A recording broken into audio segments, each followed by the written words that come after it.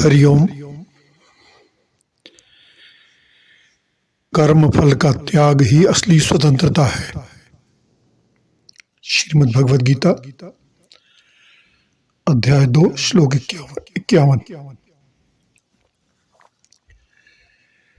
कर्मजं बुद्धि युक्ता ही फलं त्यक्ता मनीषिणः जन्म बंध विनिर्मुक्ता पदम गच्छन्ति अनामयम्। बुद्धि योग से युक्त बुद्धिमान पुरुष कर्मों से उत्पन्न फल का त्याग करके जन्म के बंधन से मुक्त होकर उस पद को प्राप्त होते हैं जो सब दुखों से रहित है।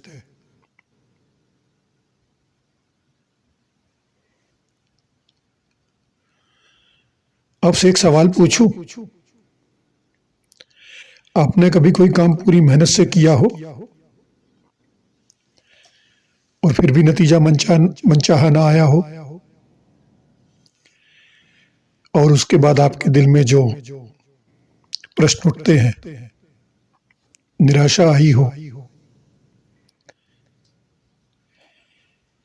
क्या होता है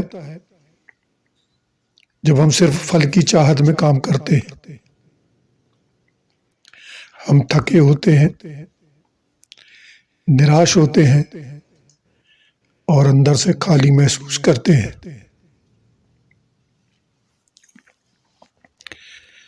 आज से लगभग 5000 साल पहले कुरुक्षेत्र के मैदान में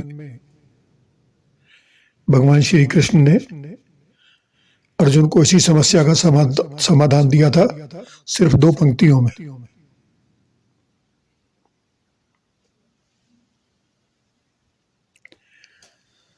हम प्रयास करते हैं कि भगवत गीता के शाश्वत ज्ञान को आपके आज की जिंदगी से जोड़ें।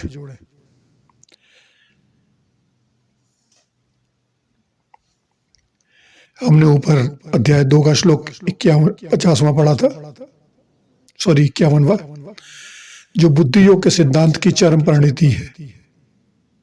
यह श्लोक बताता है कि ज्ञानी व्यक्ति किस तरह कर्म करते हैं और उन्हें मुक्ति कैसे मिलती है। इस श्लोक में 3 मूल शब्द हैं और उनके 3 गहरे अर्थ हैं। पहला महत्वपूर्ण पद है बुद्धि युक्ता। इसका अर्थ यदि एक लाइन में देखें, समबुद्धि से युक्त, यानी वे लोग जिनकी बुद्धि स्थिर है, जो सफलता और असफलता में, सुख और दुख में समान रहते हैं। ये वे लोग हैं जो कर्म करते समय अपनी आत्मा से जुड़े रहते हैं, बाहरी परिणाम से नहीं। दूसरा पद आया था फलम त्यक्ता। इसका मतलब है फल का त्याग करके। यह एक बड़ी गलतफहमी दूर कर दें। गीता कहती है काम मत छोड़ दो, बल्कि फल की आसक्ति छोड़ दो। काम करो पूरी ताकत से, पूरी लगन से, लेकिन नतीजे की चिंता छोड़ दो। तीसरा पद आया था श्लोक में जन्म बंध विनिर्मुक्ता। इसका मतलब है जन्म के बंधन से मुक्ति। कर्म फल की जो आसक्ति है, यही वह धागा है जो हमें बार बार इस संसार में खींच लाता है। जब यह धागा कट जाता है तो व्यक्ति अनामयम पद की प्राप्त होता है, यानी वो अवस्था जहां कोई दुख नहीं, कोई भय नहीं, जन्म मरण का चक्कर नहीं।